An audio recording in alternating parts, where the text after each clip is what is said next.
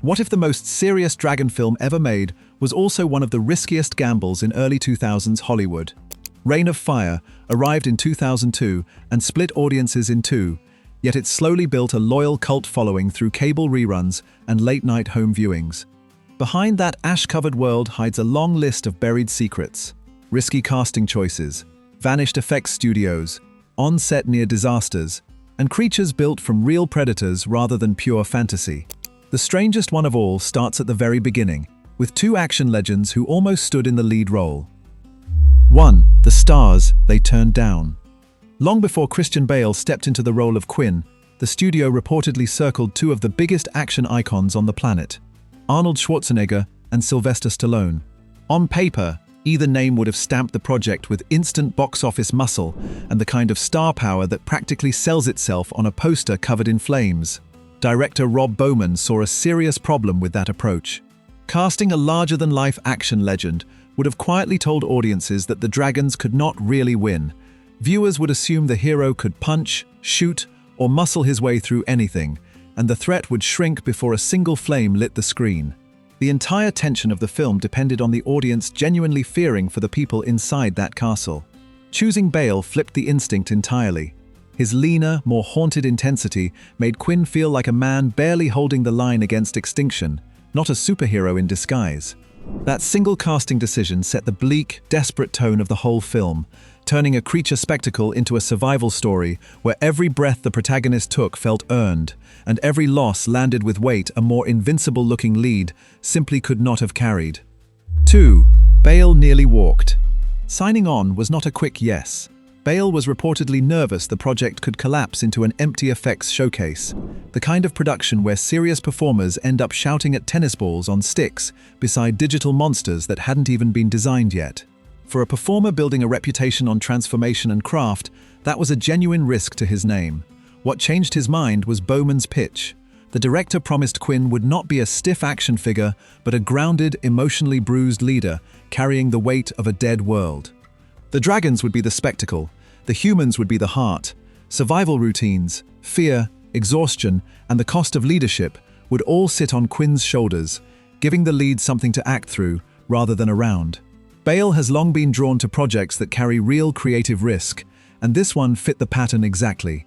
The story could either be dismissed as a strange creature film or remembered as something genuinely original, no comfortable middle ground in between.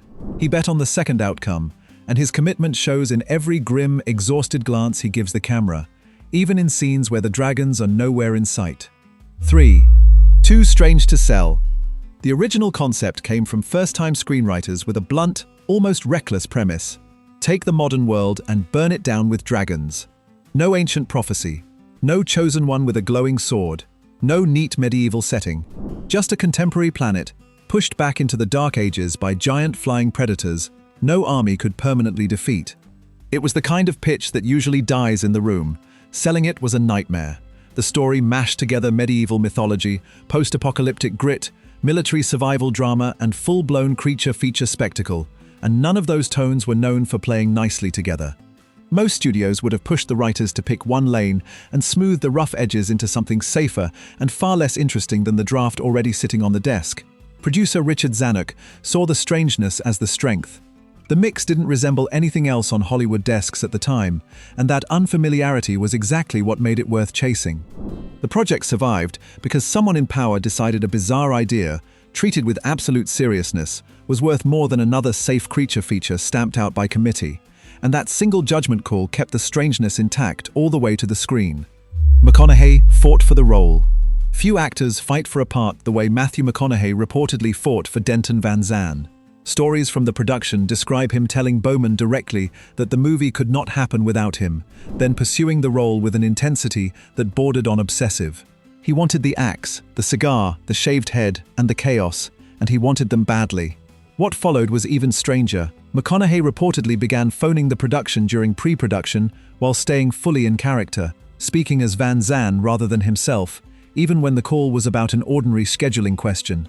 People around the project remembered being quietly encouraged to treat him as the Dragon Slayer on and off set, blurring the line between performer and role weeks before a single camera rolled. That early commitment is visible on screen. By the time Van Zandt finally storms into the survivor castle, shaved head, cigar, axe and all, his unhinged confidence doesn't feel performed, it feels lived in, because the character's wild energy had already been built, tested, and rehearsed long before any official filming day arrived. The audience meets a man who's been at war for months, even though the cameras have just turned on. 5. The $300 million version that never got made. The earliest version of the project was reportedly enormous, with cost estimates climbing toward roughly $300 million.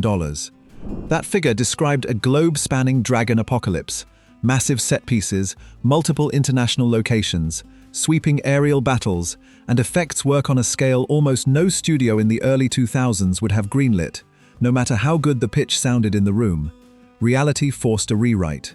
Bowman had to shrink the vision dramatically, eventually landing the production at around $60 million.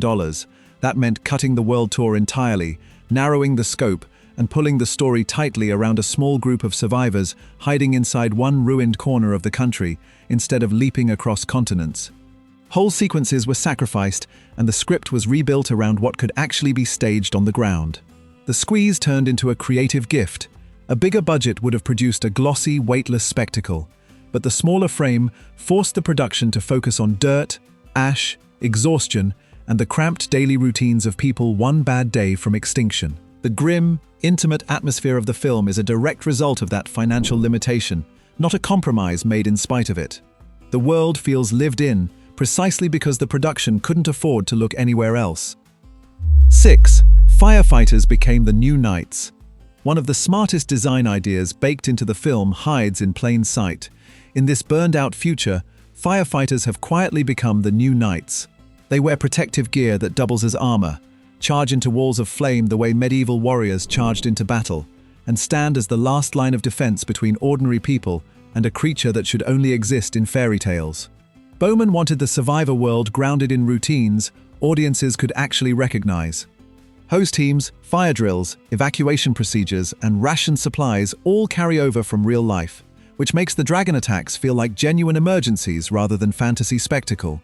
The one impossible element in the equation is the creature itself, and everything around it is built to make that impossibility feel dangerously real.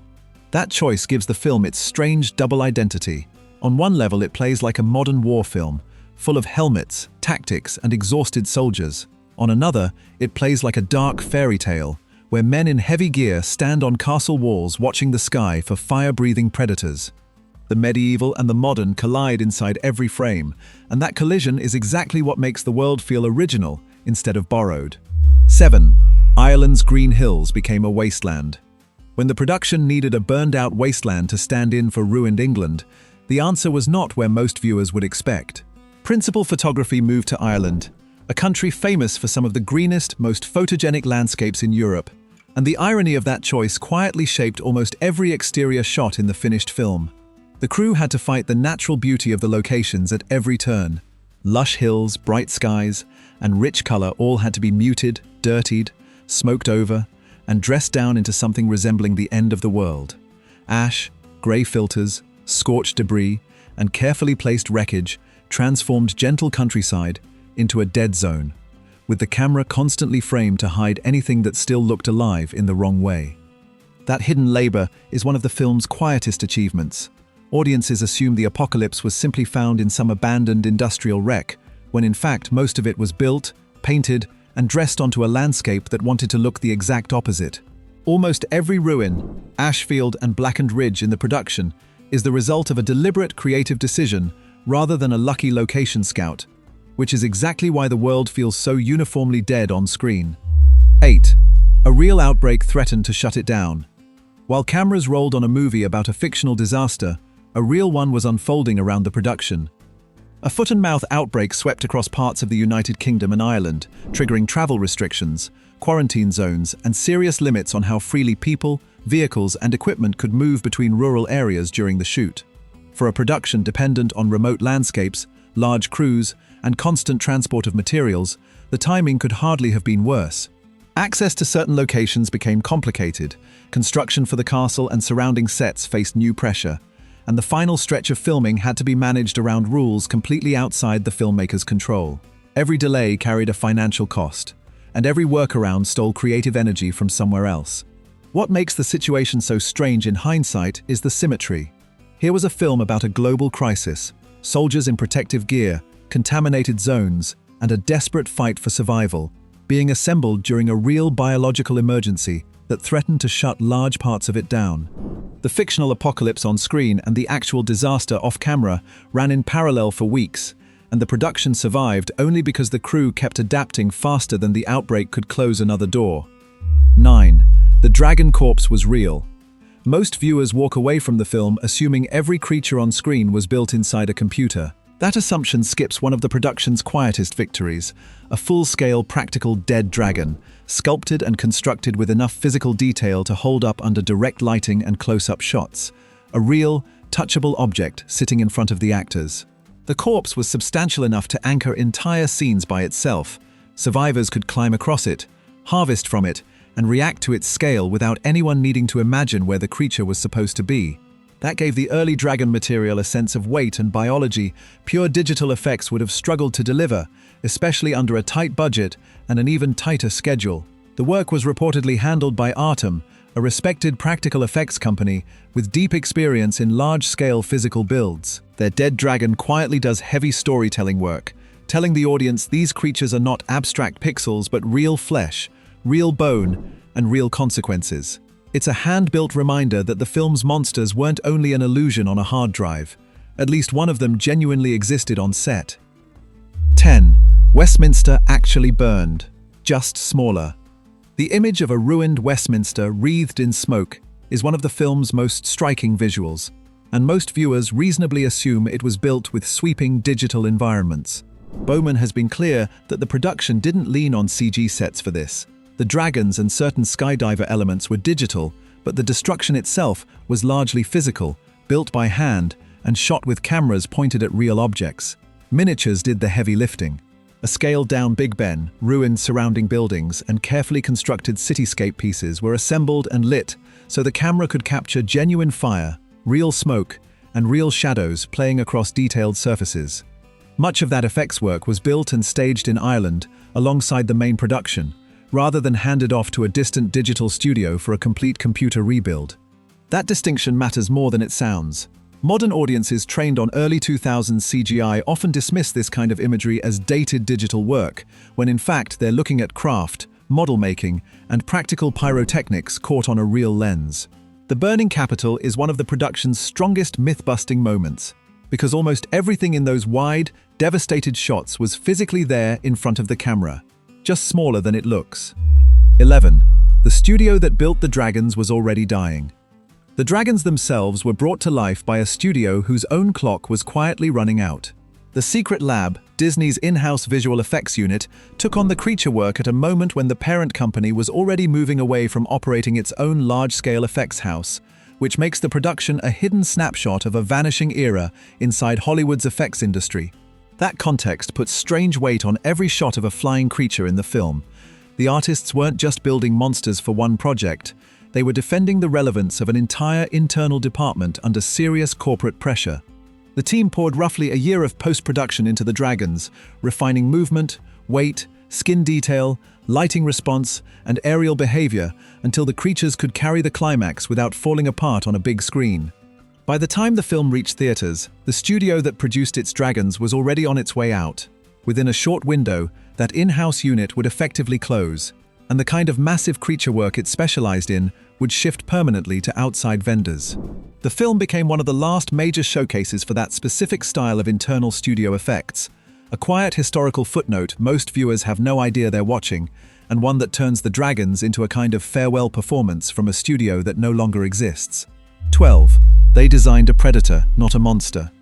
One of the smartest creative choices in the film is what the dragons are not. They don't snarl like fairy tale villains, they don't pull human-style facial expressions, and they never feel like they're performing for the camera or pausing to deliver a meaningful glare.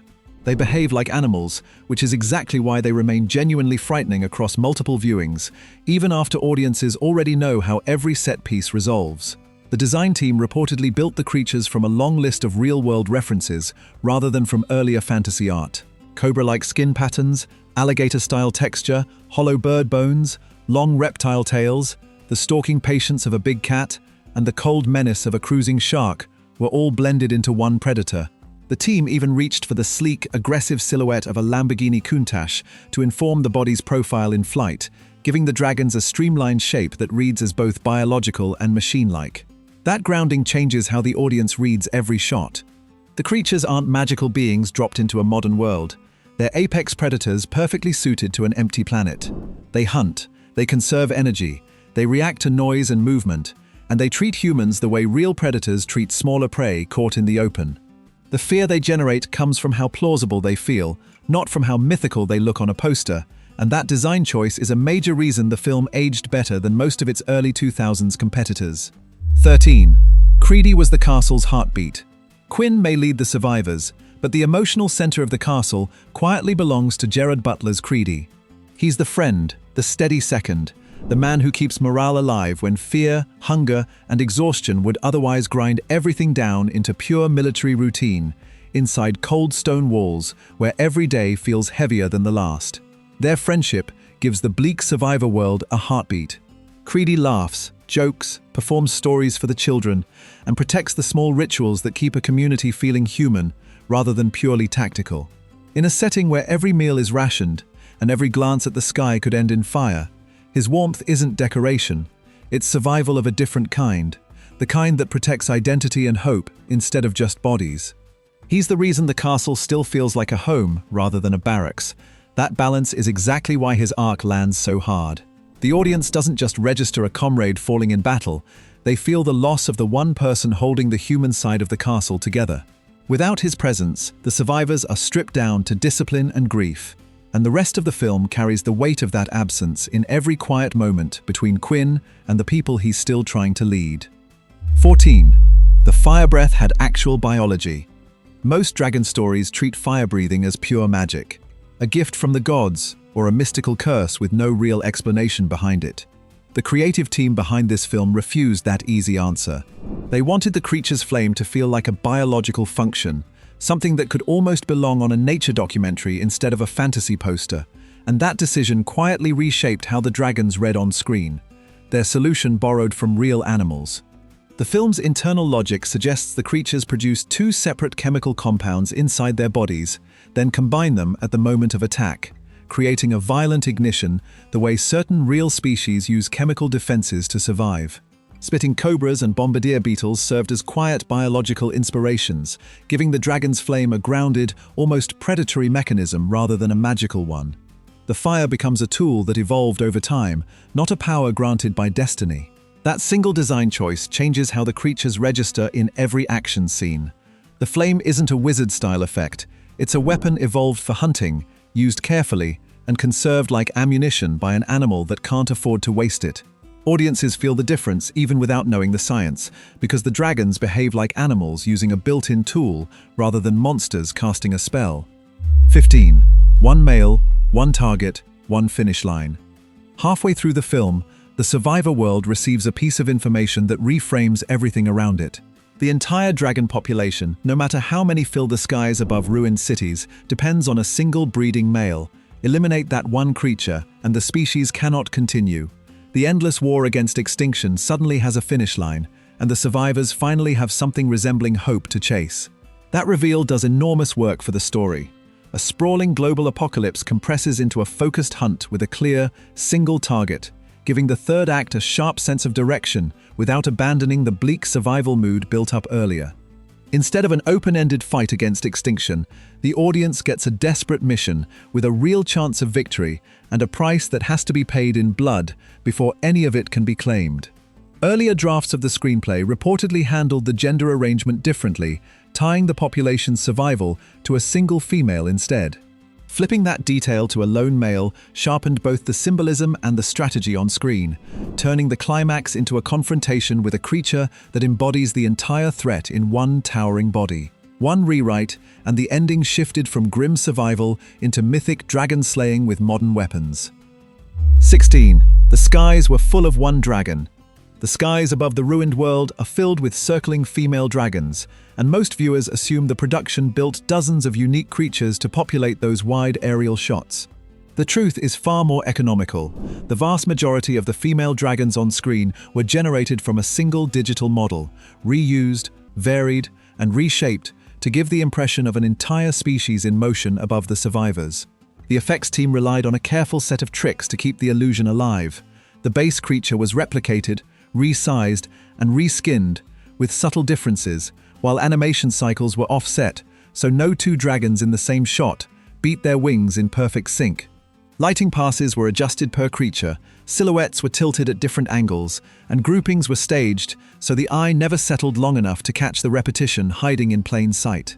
That clever workaround was a direct response to the production's tight budget, but it never feels cheap. The skies still read as alive, threatening, and overwhelming, exactly as a dragon-dominated world should. Watching the film with this knowledge turns those swarming aerial shots into a quiet magic trick, where one carefully designed creature does the work of an entire species. 17. The castle was a survival machine. The Survivor Fortress isn't just a dramatic backdrop. It's a complete survival system designed to keep a small population alive in a world that wants them dead. Every corner of the location reflects a specific function, from rationed food storage to lookout posts to children's shelters tucked deep behind thick stone walls, and the camera quietly catches all of it without ever stopping to explain. Daily life inside is built around discipline and fear. Blackout routines hide light from the sky, fires are managed so smoke doesn't draw attention, lookouts rotate constantly, and small farming efforts struggle to keep the community fed. Every adult carries a job, every child carries a rule, and the threat of attracting a dragon shapes the rhythm of an ordinary morning as much as any tactical decision. The visual blend is what makes the world feel so lived in.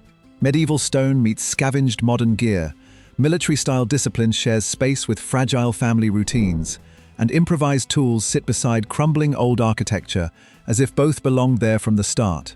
The castle communicates years of survival without a single line of expository dialogue, grounding the dragon threat in a recognizable, almost claustrophobic human reality. 18. The Archangels jumped straight at dragons. The film's wildest combat sequence belongs to a small unit known as the Archangels, soldiers who deliberately leap from helicopters and parachute toward dragons in mid-air, hoping to land close enough to wound the creatures with crossbow bolts before being either eaten or burned out of the sky. It's one of the most absurd and unforgettable tactical ideas ever put into a serious creature feature. Bowman reportedly steered the production away from safer long-range attacks because distance flattened the drama. Standing behind a missile launcher and firing across a horizon stripped the action of courage, risk, and the mythic feeling of warriors confronting a monster face to face. To restore that ancient dual energy, modern soldiers had to be put inside the dragon's striking range, with nothing between them and the creature except open air and a parachute that might already be on fire. The result feels like medieval dragon slaying translated into modern military language. The Archangels are knights without armor, lances replaced by crossbow bolts, horses replaced by helicopters and gravity. The visual weirdness of human bodies plummeting through smoke toward a circling predator carries an almost mythic quality, and the insane bravery of the maneuver is exactly what makes the sequence stay with viewers long after the credits roll. 19. Most of the fire was genuinely on fire. A common assumption about modern monster films is that the flames on screen are mostly digital, painted in during post-production by overworked artists.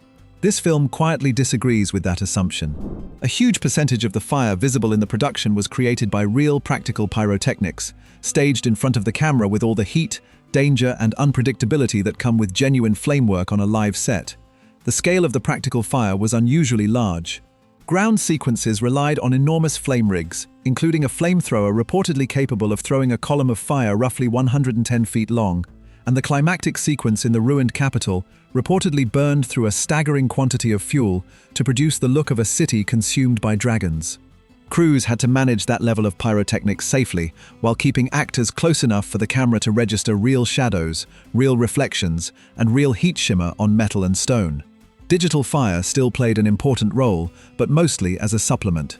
Aerial dragon shots, where a flying creature had to track and breathe flame across an empty sky, naturally required computer-generated flame because no real fire rig could follow a dragon in mid-air. By blending practical fire on the ground with digital fire on the creatures, the production reached a hybrid look that holds up far better than viewers usually realize, because the warmth in those frames wasn't entirely animated. Much of it was physically there. 20. Star Wars became an act of survival. One of the film's most surprising emotional moments is also one of its most playful.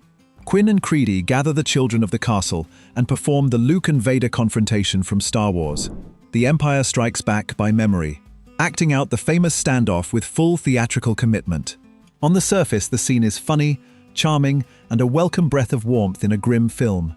Underneath the laughter, the moment is doing serious work. Theaters are gone, screens are gone, and an entire generation of children has grown up without ever seeing the films their parents loved. By performing the scene from memory, the adults are quietly preserving a piece of culture that might otherwise vanish with them, treating an old space saga the way ancient communities once treated oral myth. Imagination becomes a survival tool, just like rationing or lookout duty. The film extends that idea with a smaller, quieter touch. The Lion King shows up only as a verbal reference from a child, a fragment of an old story still living somewhere in young memory, long after the original film is unreachable. Together, these moments tell the audience the survivors aren't only fighting for food, shelter, and revenge. They're fighting to keep stories, characters, and identity alive, because a future without imagination would be just as dead as the cities outside their walls. 21. 3 future icons, 1 ash-covered castle. Looking at the cast list today produces a strange double take. Christian Bale, Matthew McConaughey, and Gerard Butler share the screen here years before any of them carried the career mythology modern audiences now attach to their names. And the film catches all three at a transitional moment nobody around the production could have predicted at the time of release. Bale had not yet become the brooding face of a rebooted Dark Knight or the shape-shifting performer known for extreme physical transformations across a long string of prestige projects. McConaughey had not yet pivoted into the late career renaissance that would eventually win him an Academy Award and reshape his reputation almost overnight, leaving behind the easygoing romantic comedy lead audiences had grown used to. Butler had not yet anchored the string of historical epics, action thrillers, and disaster films that would turn his name into a leading man brand across multiple genres. Watching the film now feels like opening a strange time capsule. 3 future heavyweights, each on the edge of a much bigger career, share an ash-covered castle in a dragon production the industry barely knew what to do with at the time. Every glance between Quinn, Van Zandt, and Creedy gains a second layer in hindsight, because the audience already knows what each performer is about to become. The casting that once looked unusual now looks almost impossible to assemble at this price point, and the production quietly gains new value every year as the legends of those 3 performers continue to grow around it. 22. The flop that became the standard.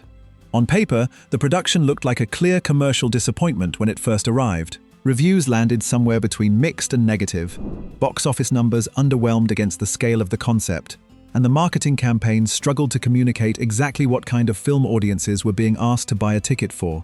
For a project this ambitious, the initial reception felt like a quiet burial rather than a celebration. The second life began on home formats.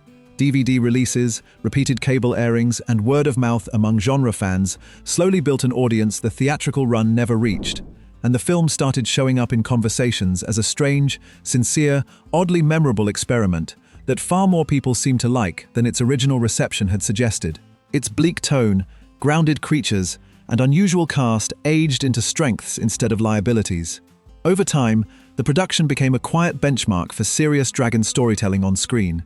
Later projects in the genre, including major prestige series built around dragon lore, are now often measured against the grim, lived-in atmosphere this film established more than 2 decades ago.